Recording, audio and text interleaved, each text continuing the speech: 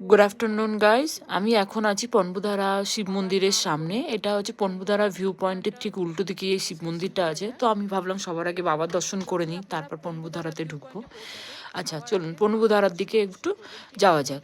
আমি যেখানে দাঁড়িয়ে আছি তার পেছনের দিকে যে ভিউটা দেখতে পাচ্ছেন, সারিবদ্ধ হয়ে পাহাড় দাঁড়িয়ে আছে এবং মধ্যেখান থেকে চলে গেছে তিস্তা নদী।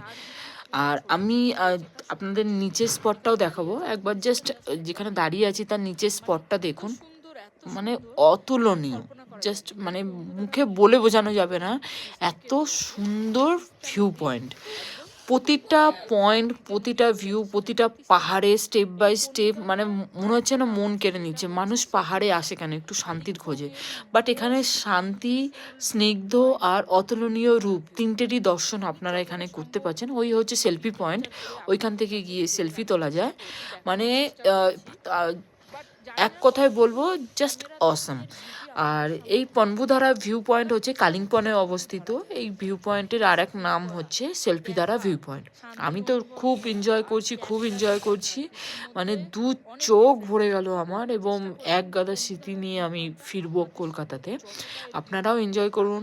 তবু আমার এই ভিডিওর থ্রুতে এনজয় তো করবেনই, প্লাস আপনাদের এখানে আসতে হবে, নিজেদের দেখতে হবে যে এই ভিউ পয়েন্টটা অ্যাকচুয়াল কতটা সুন্দর।